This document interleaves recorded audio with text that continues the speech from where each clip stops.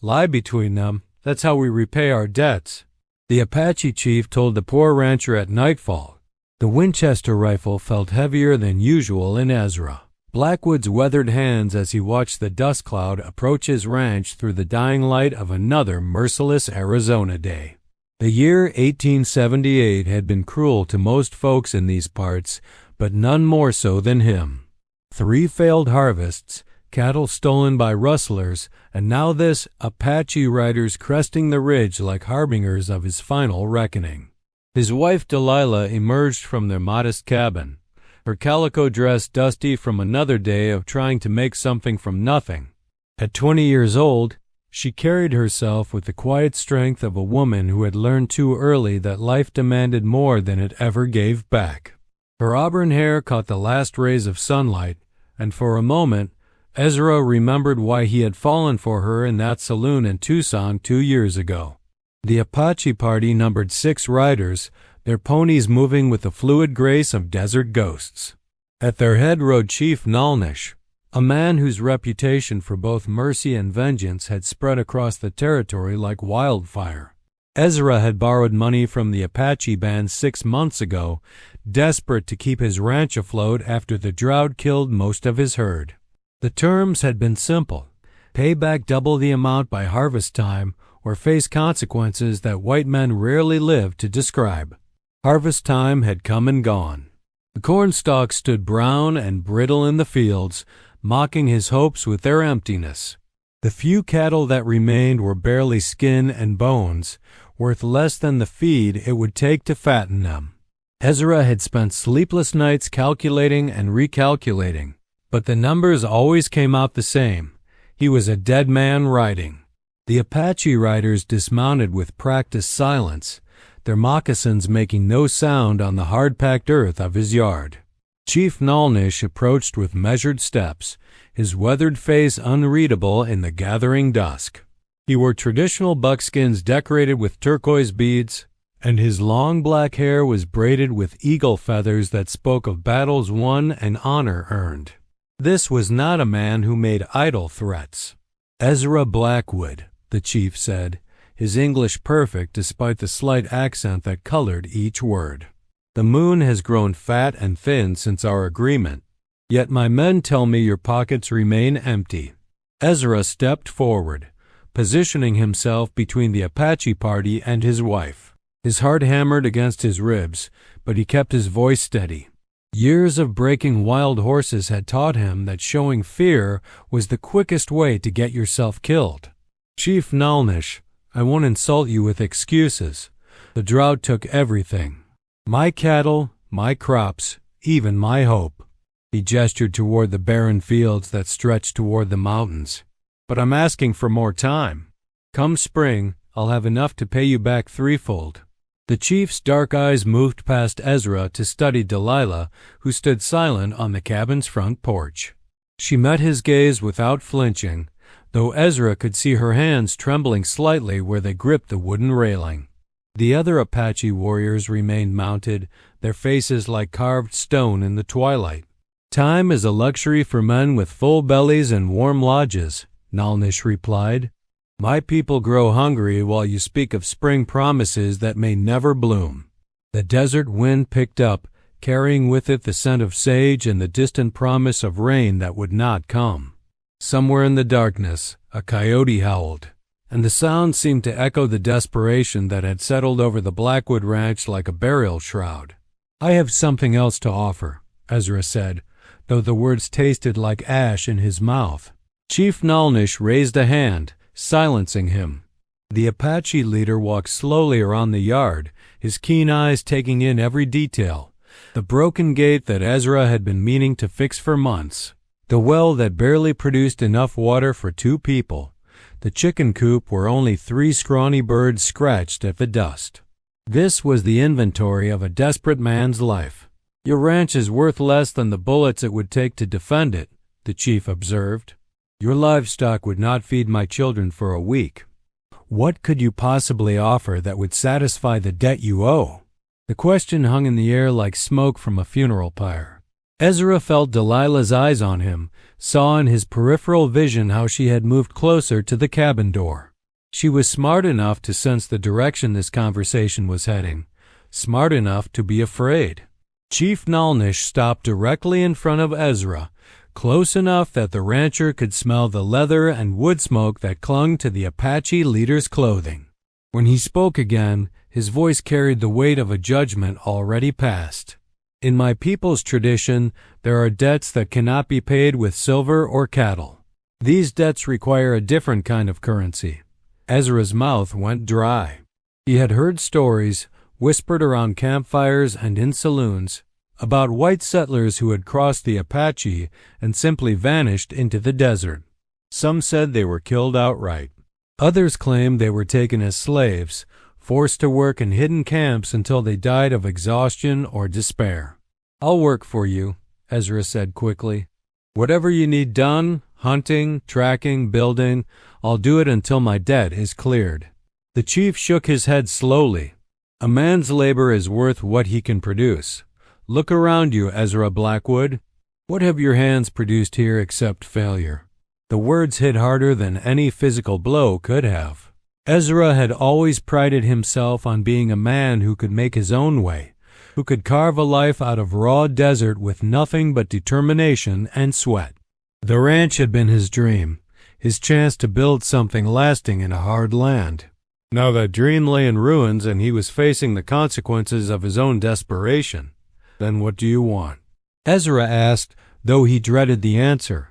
Chief Nalnish glanced again toward Delilah, and this time his gaze lingered. She had moved to stand in the doorway, her silhouette framed by the amber light of the oil lamp burning inside the cabin. Even in her simple dress and worn boots, she possessed a beauty that seemed to glow in the gathering darkness. "My youngest son, Tarek, has reached the age where he must choose a wife," the chief said. "But the drought has scattered the tribes. Suitable women are scarce, and those who remain have already been promised to others." Ezra felt the ground shift beneath his feet as he began to understand where this was heading. Behind him, he heard Delilah's sharp intake of breath. "Chief, surely we can work out some other arrangement," Ezra began, but Nalnish raised a hand for silence. "Your wife is young and strong. She would bear healthy children and adapt to our ways. In exchange for her, your debt would be forgiven, and you would be free to rebuild your life." The words hit Ezra like physical blows. He staggered backward, his hand instinctively moving toward the Colt revolver at his hip. The Apache warriors tensed, their own weapons suddenly visible in the lamplight. "No," Ezra said, his voice hoarse. "I won't trade my wife like livestock." Chief Nalnish studied him with something that might have been respect. "Love makes men foolish, but it also makes them brave. I can see why she chose you, even if you lack the wisdom to provide for her properly." Delilah stepped down from the porch, moving to stand beside her husband. Her face was pale, but her voice was steady when she spoke. "I appreciate the honor you show me, Chief Nalnish, but my place is with my husband. Whatever hardships we face, we'll face them together." The Apache leader nodded slowly. Spoken like a woman of courage. But courage does not pay debts, and debts unpaid have consequences. He gestured to his warriors, who dismounted and began to spread out around the yard. Ezra realized they were being surrounded, cut off from any chance of escape. His ranch sat in an isolated valley, miles from the nearest neighbor. No one would hear gunshots, and no one would come looking until long after their bodies had been claimed by the desert scavengers. "You have until dawn to decide," Chief Nalnish said. "Give me your wife, or both of you will pay the ultimate price for your broken promises." The Apache warriors made camp just beyond the ranch buildings, their small fire casting dancing shadows across the desert floor. Ezra and Delilah retreated to their cabin, but neither spoke of sleep. They sat at their small kitchen table, the oil lamp flickering between them like a dying heartbeat. "There has to be another way," Delilah whispered, her fingers intertwined with his across the worn wooden surface. Ezra squeezed her hands, feeling the calluses that had formed from 2 years of ranch work. She had never complained, not once, about the hard life he had given her. She deserved better than this desert grave they had dug for themselves. Maybe I could challenge the chief's son to single combat, Ezra said, though he knew it was a desperate fantasy. If I won, the debt would be forgiven. And if you lost? Then at least you'd be alive. Delilah pulled her hands free and stood, pacing to the window that looked out on the Apache camp. The warriors sat motionless around their fire, patient as the desert itself. I won't let you die for my sake, she said. If it comes to that, I'll go with them willingly. Like hell you will. Ezra rose and moved to her side, wrapping his arms around her from behind. I'd rather we both die free than live knowing I sold you to save my own skin. They stood together in the darkness, watching the enemy fire burn steadily in their yard. The irony was not lost on Ezra that he had borrowed money to save his ranch, only to lose everything anyway. The Apache had been more honest in their dealings than any banker he had ever met. They had told him exactly what would happen if he failed to pay, and they were keeping their word. As the night wore on, Ezra found himself thinking about the choices that had led them to this moment. He could have swallowed his pride and sold the ranch when the first crop failed. He could have taken Delilah back to town, found work as a store clerk or stable hand. It would not have been the life he had dreamed of, but it would have been a life. Instead, he had gambled everything on one more season, one more chance to make his dream work. The Apache money had been his last roll of the dice, and he had lost everything. Do you regret marrying me? He asked softly. Delilah turned in his arms, her green eyes reflecting the lamplight. Never. Not for a single moment. Even now? Even facing this? Especially now. She reached up to touch his face, her fingers tracing the worry lines that had deepened over the past year. You're a good man, Ezra Blackwood. A stubborn, prideful, impossibly optimistic man, but a good one. Whatever happens tomorrow, I want you to know that these 2 years have been the happiest of my life. Ezra kissed her then, tasting salt from tears he had not realized he was crying. Outside, the Apache fire burned on, counting down the hours until dawn like a funeral clock. Somewhere in the distance, that same coyote howled again, and the sound seemed to carry with it all the loneliness and desperation of the dying frontier. As the first pale light of dawn began to creep over the eastern mountains, Ezra made his decision. He would not trade his wife for his life, and he would not let the Apache take her by force. If they were going to die, they would die fighting, side by side, the way they had lived. He began to clean his rifle, checking each cartridge with the methodical care of a man preparing for his last battle. The Winchester held 7 rounds, not nearly enough to take on 6 Apache warriors, but perhaps enough to ensure that he and Delilah died quickly. Chief Nalnish appeared at their door just as the sun cleared the peaks, his silhouette stark against the brightening sky. His warriors had formed a semicircle behind him, their weapons ready but not yet drawn. The moment of reckoning had arrived. Have you made your decision, Ezra Blackwood? The chief asked. Ezra stepped onto the porch, his rifle held loosely in his hands. Delilah stood beside him, her chin raised in defiance despite the fear he could see in her eyes. I have, Ezra replied. The answer is no, you can't have her. Chief Nalnish nodded slowly as if he had expected this response. Then you have chosen death for both of you. So be it. The Apache warriors raised their weapons, and Ezra brought his rifle to his shoulder. Time seemed to slow as he selected his first target, knowing that in moments the desert would be painted red with their blood. But before anyone could fire, Chief Nalnish raised his hand once more. Wait, he said, his voice cutting through the morning air like a blade. There is one other way. Ezra kept his rifle trained on the nearest warrior, though his finger hesitated on the trigger. Hope was a dangerous thing for a desperate man, but he could not help himself from listening. Speak your piece, Ezra said, his voice tight with tension. The Apache chief stepped closer, his weathered hands empty and visible.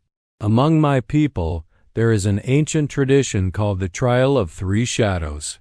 It is reserved for debts that cannot be paid with ordinary currency, for situations where honor demands more than blood. Delilah moved slightly behind Ezra, her breathing shallow and quick. She had learned enough about Apache customs during their time on the frontier to know that their traditions often involve tests that few white men survived. "What kind of trial?" Ezra asked, though he suspected he would not like the answer. Chief Nalnish gestured toward the mountains that rose like jagged teeth against the morning sky. "3 challenges, each more difficult than the last. Complete all 3 before the next full moon, and your debt is forgiven. Fail any one of them, and both you and your wife forfeit your lives." The offer hung in the air like smoke from a signal fire. Ezra could feel the weight of 6 Apache rifles pointed at his chest, could see the resignation in Delilah's eyes as she prepared to die beside him.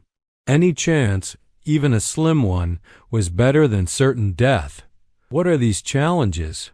Delilah asked, stepping forward to stand fully beside her husband. Chief Nalnish smiled, and there was something almost predatory in the expression. "The first shadow is the test of courage. You must retrieve something precious from the heart of Skeleton Canyon, where the spirits of dead warriors guard treasures that lesser men dare not claim." Ezra knew Skeleton Canyon by reputation, a narrow gorge 20 miles north where Apache war parties had ambushed Mexican traders for generations. The canyon floor was littered with bleached bones, and local folklore claimed that the ghosts of slaughtered men wandered its depths, driving living souls mad with their whispered curses. "The second shadow is the test of wisdom," the chief continued. "You must solve a riddle that has puzzled white men for 50 years, one that requires understanding both the old ways and the new." "And the third?" Ezra asked, though his throat had gone dry as desert sand. "The test of sacrifice. You must give up something you value more than life itself, something that proves you understand the true cost of the debt you owe." The Apache warriors remained motionless, their weapons still ready but no longer aimed with lethal intent. They were waiting for their chief's command, patient as buzzards circling carrion. Ezra lowered his rifle slightly, his mind racing through the implications. 3 challenges, each one designed to break him in a different way. The Apache were not known for their mercy, and this trial sounded more like an elaborate execution than a genuine opportunity for redemption. "How do we know you'll honor your word if we succeed?" Delilah asked. "What guarantee do we have that this isn't just another way to toy with us before you kill us?" Chief Nalnish regarded her with something that might have been respect. "You question my honor, white woman?" "I question any man's honor when my life hangs in the balance," she replied, meeting his gaze without flinching. The tension in the air grew thick enough to cut with a knife. Several of the Apache warriors shifted restlessly, their hands tightening on their weapons. To question an Apache chief's honor was to court death in the most painful way imaginable. But Chief Nalnish threw back his head and laughed, a sound like distant thunder rolling across the desert. "You have spirit, Delilah Blackwood. Perhaps that is why the ancestors whisper that you are worth more than silver." He reached into a leather pouch at his belt and withdrew a small object that gleamed in the morning sunlight. It was a turquoise pendant carved in the shape of a soaring eagle suspended from a braided leather cord. "This belonged to my grandfather, who led our people through their darkest days when the white soldiers first came to our lands. I swear by his memory and by the sacred mountains that if you complete the 3 trials, your debt will be forgiven and you will be under my protection for as long as you remain in this territory." Ezra studied the pendant, recognizing the weight of significance it carried. Among the Apache, such family heirlooms were more precious than gold, and oaths sworn upon them were considered unbreakable. "And if we refuse the trial?" "Then we finish what we started when the sun rose," Chief Nalnish said simply. Delilah caught Ezra's arm, her fingers digging into his muscles. "We should talk about this privately," she whispered. "No time for whispered counsels," the chief replied. The decision must be made now, while the morning shadows are long and the spirits are listening. Ezra looked into his wife's eyes, seeing his own desperate hope reflected there. They were trapped between certain death and almost certain death, but at least the trial offered them a fighting chance. "We accept," he said. Chief Nalnish nodded as if he had expected nothing else. "Then let the trial of 3 shadows begin. You have until the moon grows full again, 15 days to complete all 3 challenges." He gestured to one of his warriors, who rode forward leading a pack horse loaded with supplies. "You will need food and water for the journey ahead. Consider it an investment in your success." The warrior dismounted and began unloading the supplies: dried meat, hardtack, 2 full water skins, blankets, and ammunition for Ezra's rifle. It was more generous than Ezra had expected, and it made him wonder if the Apache actually wanted them to succeed. "The first challenge begins at Skeleton Canyon," Chief Nalnish said. "Deep within the gorge, there is a sacred cave where my people once stored ceremonial objects. Retrieve the obsidian knife that belonged to the war chief Cochise and bring it back as proof that you have faced the spirits of the dead." Ezra felt his stomach clench. Cochise had been the most feared Apache leader in the territory's history, a man whose very name could silence a saloon full of hard men. If the stories were true, his spirit would not welcome grave robbers. "How will we know which knife belongs to Cochise?" Delilah asked. "You will know," the chief replied cryptically. "The blade that has tasted the blood of 100 enemies carries its own darkness." The Apache warriors mounted their horses and began to pull back from the ranch, but Chief Nalnish remained for a moment longer. He studied the shabby buildings, the barren fields, the evidence of dreams gone wrong. "Why did you choose this place?" he asked Ezra. "This valley holds no water, grows no grass. Any fool could see it was cursed from the beginning." Ezra looked around at the ranch that had consumed 2 years of his life and every dollar he had ever saved. "It reminded me of home," he said quietly. "The mountains in Kentucky where I grew up had the same shape against the sky." "Homesickness is a disease that kills more settlers than bullets or arrows," the chief observed. "Men die chasing ghosts of places that no longer exist." With that, he wheeled his horse around and rode after his warriors, leaving Ezra and Delilah alone with their impossible task. The pack horse stood patiently in their yard, loaded with supplies for a journey that would likely end in their deaths. "Do you think he's telling the truth about the trial?" Delilah asked as they watched the Apache party disappear into the desert heat shimmer. "Does it matter?" Ezra replied, "Dead is dead, whether it comes from a bullet or from whatever's waiting in Skeleton Canyon." They spent the rest of the morning preparing for the journey, checking their weapons and sorting through the supplies the Apache had provided. The dried meat was well prepared, the water skins were full and clean, and the blankets were woven from soft wool that would provide warmth during the cold desert nights. As they worked, Ezra found himself thinking about the choice they had made. Part of him wondered if they should have simply faced the rifles and died quickly on their own land. At least that would have been an honest death, without the false hope that now gnawed at his gut like acid. But when he looked at Delilah, saw the determined set of her jaw and the fire that still burned in her green eyes, he knew they had made the right choice. She deserved every chance at life he could give her, no matter how slim those chances might be. "Tell me about Skeleton Canyon," she said as they loaded their gear onto the pack horse. "What do you know about it?" Ezra had heard the stories, passed down through saloons and trading posts across the territory. "It's a narrow gorge that cuts through the Dragoon Mountains. The walls are maybe 300 feet high in some places, so narrow that a man on horseback can barely squeeze through. Mexican traders used to use it as a shortcut to Tucson until the Apache started using it as a killing ground." "How many died there?" "Hundreds, maybe thousands over the years. The Apache would wait on the rim and rain arrows down on anyone stupid enough to enter the canyon. They say the ground is so soaked with blood that nothing will grow there except thorns and poison plants." Delilah shuddered despite the growing heat of the day. And now we're supposed to walk into that place and search for some ancient knife? Not just any knife, Ezra reminded her. Cochise's ceremonial blade, if it even exists. They finished loading their supplies just as the sun reached its zenith, turning the desert into a furnace that shimmered with waves of heat. The pack horse was steady and strong, clearly chosen by the Apache for its endurance rather than its speed. Before they left, Ezra took one last walk around the ranch buildings, seeing them perhaps for the final time.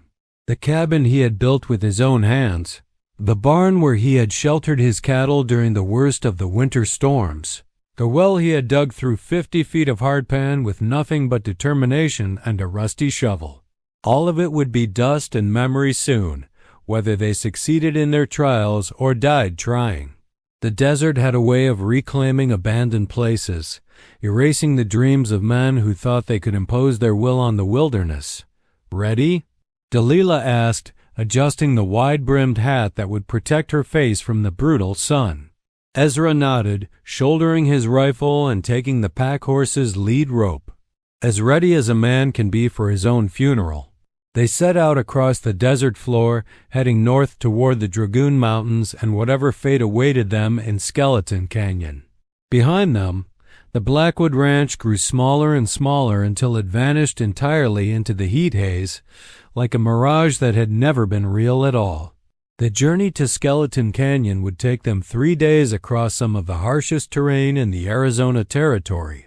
The first day passed in relative silence, both of them lost in their own thoughts as they navigated the maze of arroyos and rocky outcroppings that scarred the desert floor. The pack horse plodded steadily behind them, its hooves raising small puffs of dust that seemed to hang in the still air like funeral incense. By late afternoon, the temperature had climbed well over 100 degrees, and even the lizards had retreated to whatever shade they could find among the cacti and scrub brush. Ezra called a halt beside a cluster of barrel cacti, their bloated forms offering the only respite from the merciless sun. "We need to rest until evening," he said, wiping sweat from his forehead with the back of his sleeve.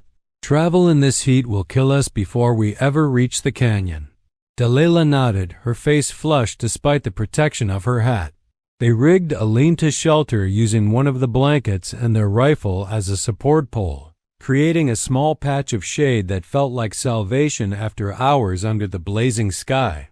As they rested, sharing water and careful sips and chewing strips of the Apache jerky, Ezra found himself studying his wife's profile against the harsh landscape. She had adapted to frontier life better than he had dared to hope when he first brought her out to the ranch. The soft saloon girl he had married in Tucson had transformed into a woman of iron will and quiet strength. "What are you thinking about?" she asked, catching him staring. "About how I dragged you into this mess," he replied. "You could have married that banker's son in Tucson, could have had a nice house in town, servants' regular meals, and been bored to death within a month," Delilah said with a slight smile. "Say what you will about our life together, Ezra Blackwood, but it's never been boring. Even now? Even facing this? Especially now." She reached over and squeezed his hand. "Whatever happens in that canyon, we'll face it together. That's what marriage means, sharing the darkness as well as the light." They resumed their journey as the sun began to sink toward the western horizon, painting the sky in shades of orange and red that reminded Ezra uncomfortably of blood. The desert took on a different character in the evening hours, with shadows that seemed to move independently of their sources and sounds that had no obvious origin. The second day brought them into the foothills of the Dragoon Mountains, where the terrain grew increasingly treacherous. Steep-sided ravines cut through the landscape like knife wounds, and loose rock made every step a potential disaster. The pack horse, sure-footed as a mountain goat, picked its way through obstacles that would have challenged an experienced climber. "There," Ezra said, pointing toward a dark slash in the mountainside ahead. "That's the mouth of Skeleton Canyon." Even from a distance of several miles, the canyon looked ominous.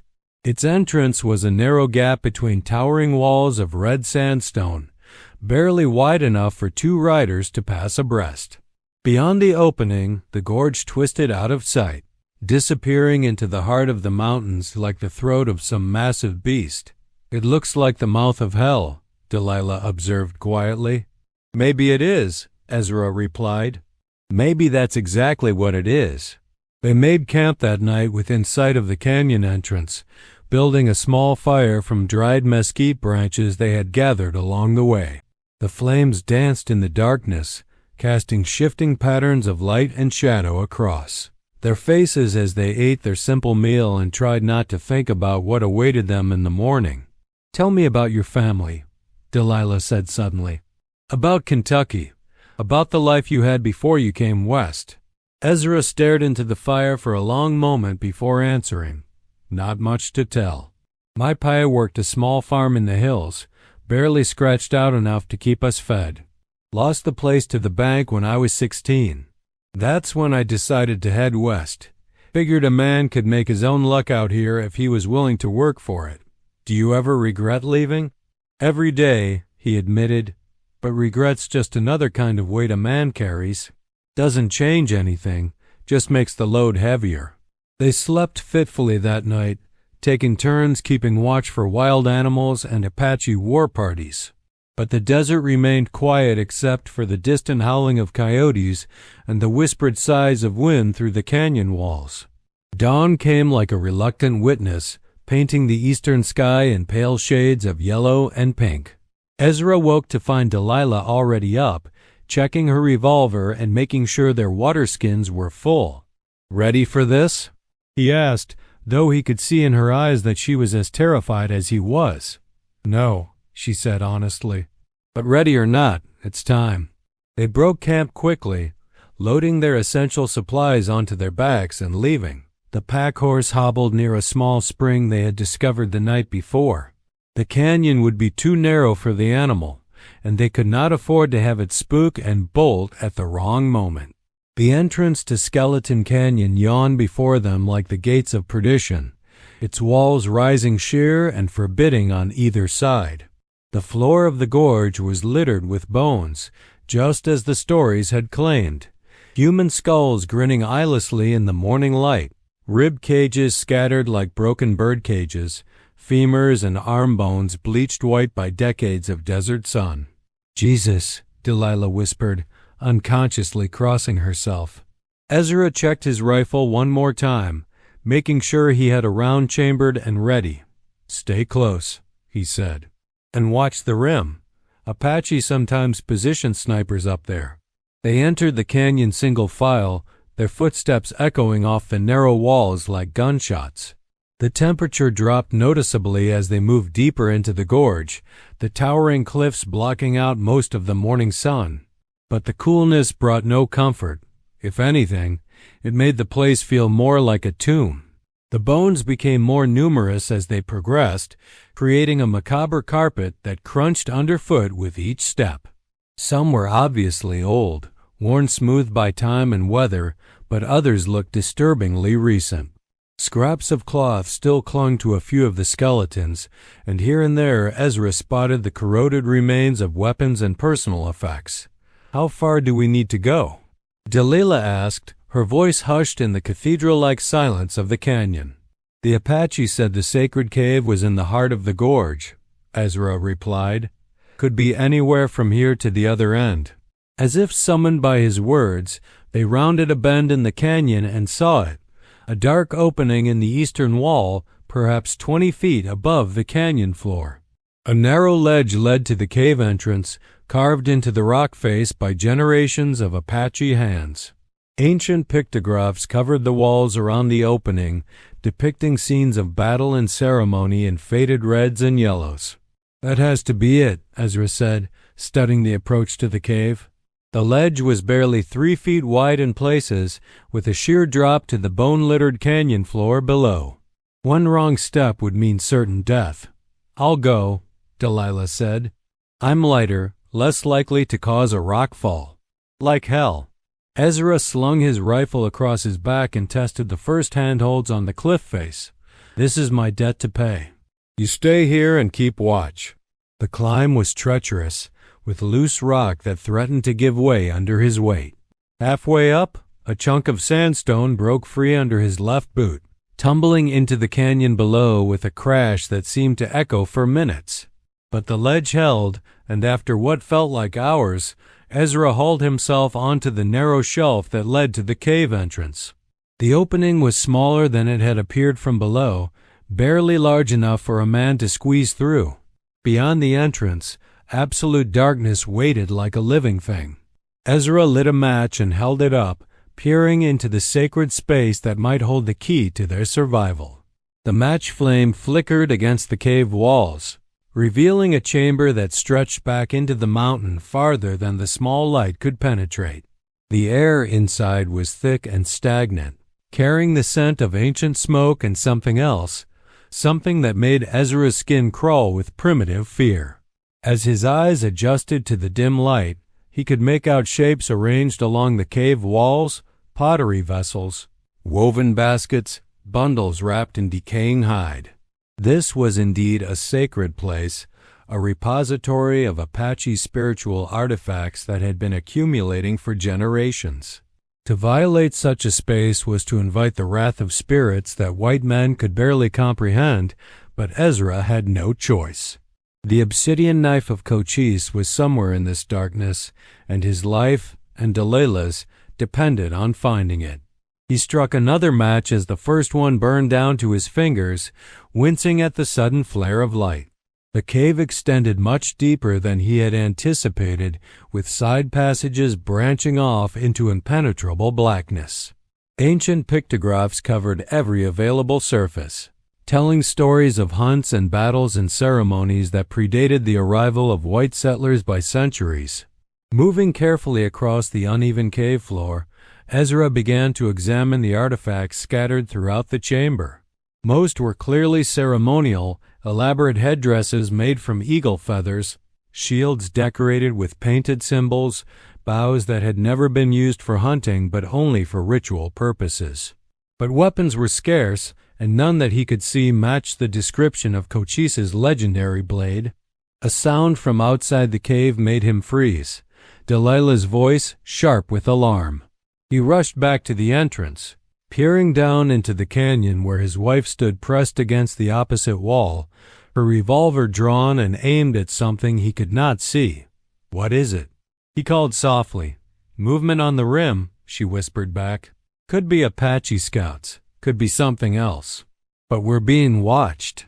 Ezra felt his blood turn to ice water in his veins. If Chief Nalnush had decided to hedge his bets by having them killed in the canyon, there would be nowhere to run. The gorge was a perfect trap, with walls too high to climb and only two narrow exits. "Keep watching," he said. "I need more time in here." He struck another match and ventured deeper into the cave, past the main chamber and into one of the side passages. The walls here were covered with different kinds of pictographs, darker images that seemed to writhe in the flickering matchlight. Scenes of torture and sacrifice, of spirits with glowing eyes and grasping claws, of men being dragged into the underworld by creatures that existed only in Apache nightmares. It was in this deeper chamber that he found the weapons cache. Arranged on a natural stone shelf were dozens of knives, tomahawks and spear points, each one carefully wrapped in oiled leather to prevent corrosion. Most were clearly ceremonial, too ornate and fragile for practical use. But at the back of the collection, wrapped in a bundle of black cloth that seemed to absorb light rather than reflect it, was something different. Ezra's hands trembled as he unwrapped the bundle, revealing an obsidian blade unlike anything he had ever seen. The knife was perhaps 8 inches long, napped from volcanic glass so dark it seemed to contain its own shadows.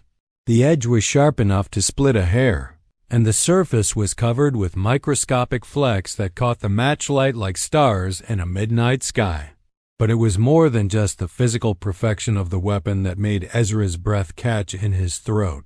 The moment his fingers touched the obsidian surface, he felt a jolt of pure malevolence, as if the blade carried within it the accumulated hatred of every life it had taken. This was not just a knife, it was a repository of death itself, a tool that had been wielded by one of the most feared warriors in Apache history. The stories had not exaggerated. This blade had indeed tasted the blood of 100 enemies, and it hungered for more. Another sound from outside, this time unmistakably the rattle of loose rock falling from the canyon rim. Someone or something was moving up there, and Delilah was trapped in the open with nowhere to hide. Ezra wrapped the obsidian knife in its black cloth and tucked it inside his shirt, then began the treacherous descent from the cave ledge. The rocks seemed looser now, as if the removal of the sacred blade had somehow weakened the very foundations of the canyon. Twice he nearly lost his footing, and once a handhold crumbled away entirely, leaving him hanging by his fingertips over the bone-strewn gorge floor. But he made it down alive, dropping the last few feet to land hard beside Delilah. She was still watching the canyon rim, her knuckles white where they gripped her revolver. "Did you find it?" she whispered. Ezra patted the bundle beneath his shirt. "I found something. Whether it's what we're looking for, I guess we'll find out when we present it to the chief. We need to leave. Now. Something's wrong here." As if summoned by her words, a figure appeared on the canyon rim directly above them. It was an Apache warrior, but not one of Chief Nalnish's band. This man was older, his long gray hair braided with bones and feathers that marked him as a medicine man or shaman. His face was painted with white clay in patterns that hurt to look at directly, and his eyes held a malevolence that seemed to radiate like heat from a forge. "Grave robber," the shaman called down to them, his voice echoing off the canyon walls like the cry of a hunting hawk. "You have violated the resting place of the ancestors. The spirits demand justice." More figures appeared along the rim, Apache warriors whose faces were painted for war, their weapons gleaming in the morning sunlight. But there was something wrong with them, something that made Ezra's primitive brain scream warnings that his rational mind could not quite grasp. "Run," he said to Delilah. "Back toward the entrance. Don't stop for anything." They raced through the canyon, leaping over piles of bones and dodging boulders that had fallen from the walls over the centuries. Behind them, the war cries of the Apache echoed through the gorge, growing louder and more frenzied with each passing second. But something was wrong with the sounds they were hearing. Apache war cries were supposed to be fierce and intimidating, but these voices carried an otherworldly quality that made the hair on the back of Ezra's neck stand on end. They sounded less like living men and more like the vengeful spirits of the dead, seeking retribution for ancient wrongs. An arrow whistled past Ezra's ear, its obsidian point striking sparks from the canyon wall. He grabbed Delilah's hand and pulled her into a narrow side passage, pressing their backs against the stone as more arrows rained down from above. "Who are they?" Delilah gasped, struggling to catch her breath. "I don't know," Ezra admitted. "But they're not part of Chief Nalnish's band. These are different, older." Another flight of arrows clattered against the rocks around their hiding place, but the warriors on the rim seemed unable to get a clear shot into the narrow crevice. For the moment, they were safe, but they could not stay hidden forever. "The knife," Delilah said suddenly. "What if taking it summoned them somehow? What if those aren't living Apache at all?" Ezra felt the obsidian blade pressing against his ribs like a cold finger. The possibility that his wife had suggested was too terrible to contemplate, but it would explain the otherworldly nature of their attackers. In Apache mythology, disturbing sacred places could indeed summon the spirits of the dead, ancient warriors who would fight to protect their resting grounds from desecration. "Then we need to get out of this canyon before they decide to come down and finish us off," he said. They waited until the war cries faded slightly, then made another desperate dash for the canyon mouth. This time they managed to reach the entrance without being spotted, emerging into the blessed sunlight of the desert beyond. But their relief was short-lived. More figures were approaching across the desert floor, moving with the tireless pace of men who felt no pain and knew no fear. "The pack horse," Delilah said, pointing toward the spring where they had left the animal. "If we can reach it, ... They ran across the open desert, their boots sinking into the loose sand with each step. The pack horse stood exactly where they had left it, cropping contentedly at the sparse grass that grew around the water source. But the approaching figures were gaining ground, and Ezra could see that there were at least a dozen of them, all armed and moving with supernatural endurance. "Mount up," he said, boosting Delilah onto the horse's back before swinging up behind her. "We need to put some distance between us and whatever those things are." They rode hard across the desert, the pack horse responding to their urgency with a burst of speed that carried them rapidly away from Skeleton Canyon. But when Ezra looked back over his shoulder, he could see that their pursuers had not given up the chase. The figures continued to follow them across the wasteland, moving at an inhuman pace that suggested they would never tire, never stop, never give up their pursuit of the stolen blade. It was only when they had put several miles between themselves and the canyon that the pursuit finally ended. One moment the figures were there, dark shapes against the desert horizon, and the next they had simply vanished as if they had never existed at all. "What just happened?" Delilah asked, her voice shaking with exhaustion and terror. "I don't know," Ezra replied honestly, "but I think we just learned why the Apache consider that canyon sacred, and why Chief Nalnish was so confident we wouldn't survive the first trial." They rode in silence for the rest of the day, putting as much distance as possible between themselves and the haunted gorge. That night, they made camp in a circle of standing stones that some ancient people had erected for reasons lost to time. The stones felt protective somehow, like sentinels standing guard against the darkness. As they sat around their small fire, Ezra unwrapped the obsidian knife and examined it more closely. In the firelight, the blade seemed to pulse with its own dark energy, and he could swear he saw faces in its glossy surface, the twisted visages of men who had died screaming under its edge. "Do you think it's really Cochise's knife?" Delilah asked. "I think it's something much older and much more dangerous than any ordinary weapon," Ezra replied. "But whether it belonged to Cochise or not, it's what we need to complete the first trial."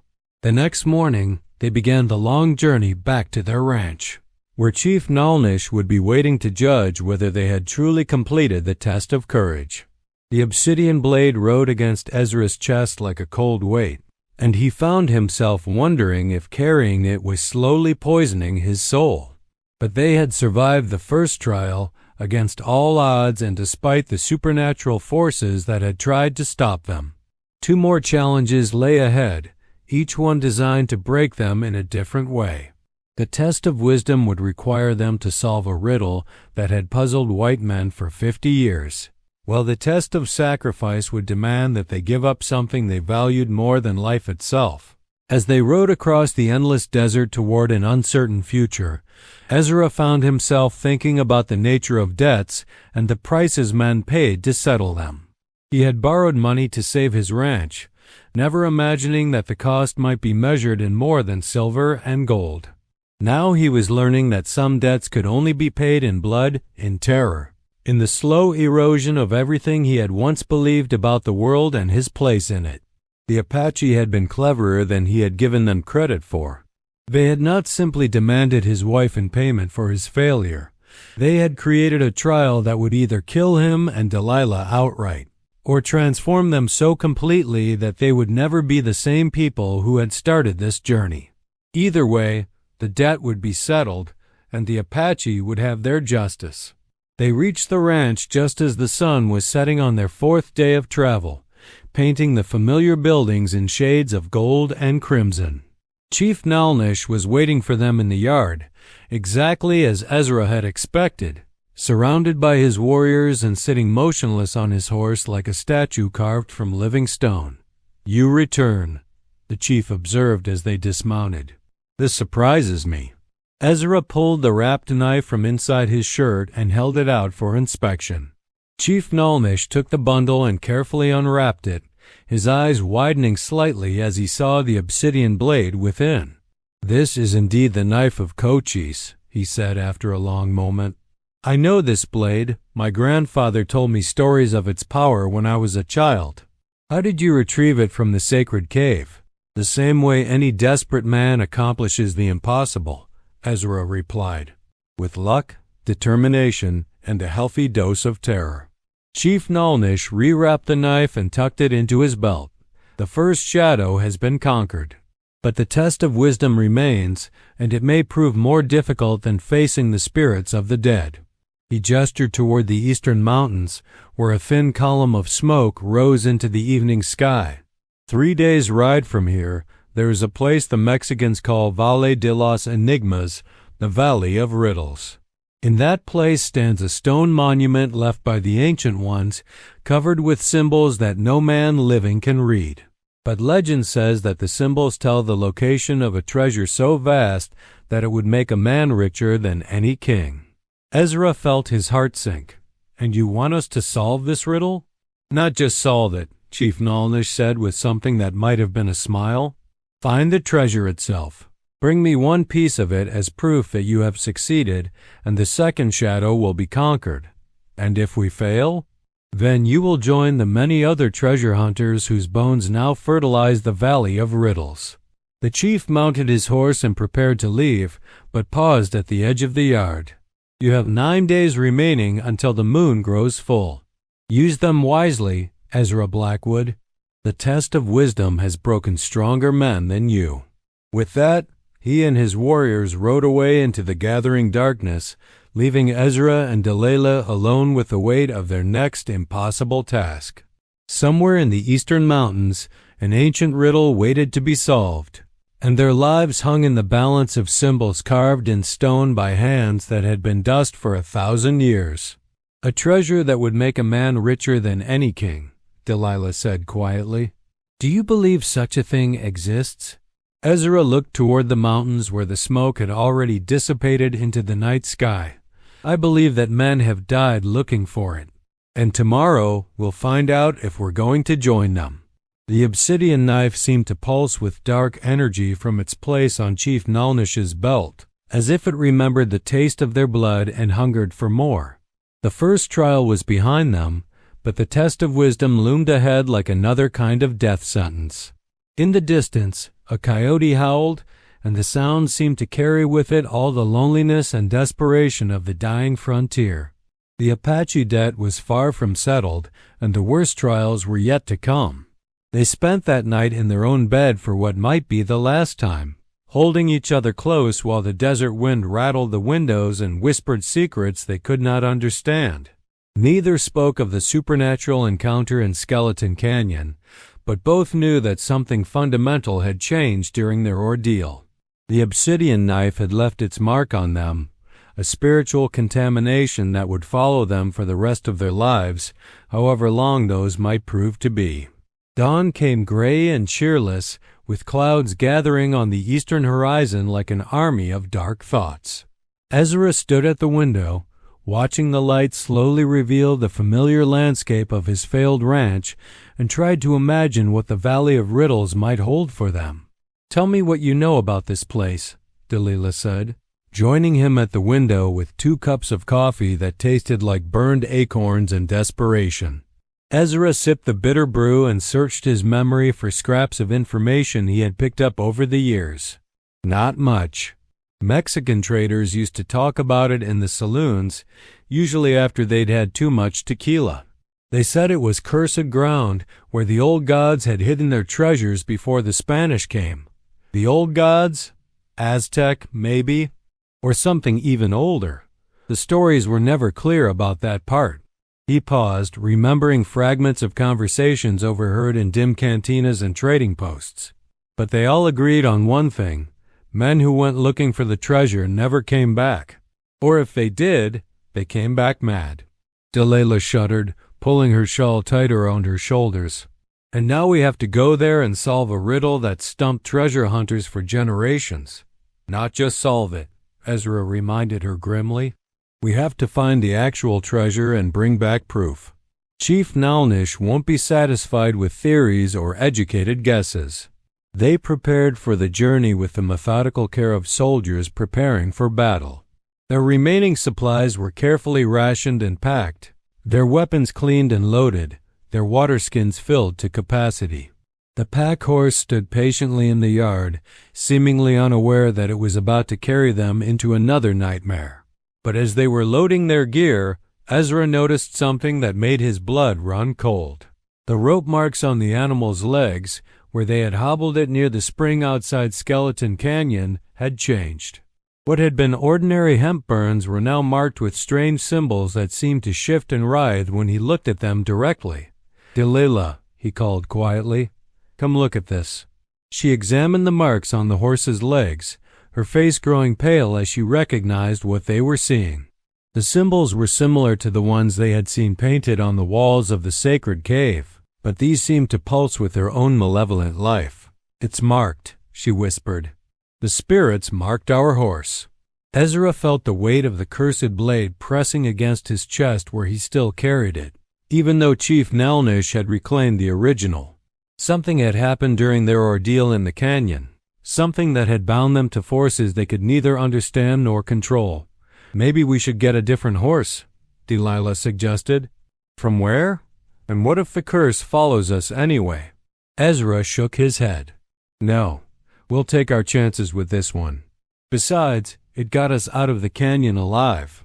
Maybe whatever marked it is trying to help us rather than hurt us." They set out across the desert as the sun climbed toward its merciless zenith, heading east toward the mountains and the valley of Riddles. The marked horse moved with an odd gait, as if it were following paths invisible to human eyes, and more than once Ezra caught it turning its head to look at things that were not there. The journey took them through terrain that grew increasingly desolate and strange. The familiar saguaro cacti gave way to twisted Joshua trees that looked like the gnarled fingers of buried giants. The very rocks seemed to take on ominous shapes, and twice Delilah pointed out formations that looked disturbingly like human faces frozen in expressions of terminal agony. On the second day, they encountered their first sign that others had passed this way before them. A pile of sun-bleached bones lay beside the trail, arranged in a pattern that suggested they had not died naturally. The skull showed signs of having been split open, perhaps to examine the brain within, and the other bones bore tool marks that spoke of careful study rather than random violence. "Treasure hunters?" Delilah asked. "Probably," Ezra replied, though he was not entirely convinced. The bones were old, far older than the Mexican stories about the valley, and the tool marks looked like they had been made with implements of stone rather than steel. They gave the remains a wide berth and continued on their way. But the discovery cast a pall over their journey that even the blazing desert sun could not dispel. How many men had died in pursuit of the legendary treasure? How many had solved the riddle only to find that the price of success was higher than they were willing to pay? The Valley of Riddles revealed itself on the afternoon of the third day. A deep depression in the desert floor surrounded by walls of red sandstone that rose like the sides of a vast bowl. But unlike the barren landscape they had been crossing, this place was green with vegetation that had no business growing in the middle of the Arizona desert. How is that possible? Delilah breathed, staring down at the impossible oasis. Ezra studied the valley through the field glasses he had brought from the ranch. Palm trees swayed in a breeze he could not feel, and he could make out what looked like a small lake reflecting the afternoon sun like a mirror made of molten silver. But at the center of it all, rising from a circle of standing stones, was the monument Chief Nelnish had described. The structure was perhaps 30 feet tall, carved from a single block of black stone that seemed to absorb light rather than reflect it. Even at this distance, Ezra could see that its surface was covered with intricate symbols and designs that hurt his eyes to look at directly. "There's our riddle," he said, handing the glasses to his wife. Delilah studied the monument for a long moment before lowering the glasses with a troubled expression. "Ezra, look at the standing stones around it. Look at what's between them." He took the glasses back and focused on the circle of monoliths that surrounded the central monument. At first, he saw nothing unusual, just weathered stone pillars that had clearly been standing for centuries. But then his eyes adjusted to the shadows between the stones, and he saw what had alarmed his wife: bodies. dozens of them scattered around the monument like offerings to some hungry god. Most were obviously ancient, reduced to bone and scraps of cloth, but some looked disturbingly recent. And all of them were positioned in the same way, kneeling before the monument with their hands raised as if in worship or supplication. They died trying to solve the riddle, Delilah said quietly. All of them. Whatever that thing is, it kills anyone who tries to read it. Ezra lowered the glasses and considered their options. They could turn back now, abandon the trial, and face whatever punishment Chief Nalnish deemed appropriate. But that would likely mean death for both of them, and at least this way they had a chance, however slim, of success. "We have to try," he said finally. "We've come too far to turn back now." The descent into the valley was treacherous, following a narrow path that switched back down the steep walls like a scar cut into the living rock. The vegetation grew thicker as they descended, and the air became humid in a way that defied the desert climate above. Strange flowers bloomed in the shadows, their petals colored in shades that had no names, and the trees whispered secrets in languages that predated human speech. The lake, when they reached it, was perfectly still and unnaturally warm. Fish moved in its depths, but they were like no species Ezra had ever seen, pale, elongated things with too many fins and eyes that glowed with their own cold light. "This place doesn't belong in Arizona," Delilah said, her voice hushed with wonder and fear. "Maybe it doesn't belong anywhere," Ezra replied. "Maybe it's a piece of somewhere else, dropped into our world by accident or design." They made camp at the edge of the lake, as far from the monument as they could manage while still remaining within the valley. Neither wanted to spend the night among the bones that surrounded the black stone structure, and both sensed that the monument was somehow aware of their presence. As darkness fell over the valley, the true nature of the place began to reveal itself. The vegetation glowed with a soft phosphorescence that cast everything in an eerie green light. The lake's surface began to ripple without any wind to disturb it, and shapes moved beneath the water that were far too large to be fish. And from the monument came a sound like distant singing, voices raised in harmony to melodies that no human throat could produce. The sound was beautiful and terrible at the same time, calling to something deep in the primitive parts of their brains that remembered older fears and darker truths. "Tomorrow," Ezra said, staring across the phosphorescent landscape toward the black monument and its circle of death. "Tomorrow we solve the riddle or join the bones around that cursed stone." The supernatural valley pulsed with alien life around them, counting down the hours until they would face the test of wisdom and discover whether human intelligence could triumph over forces that had been ancient when the world was young.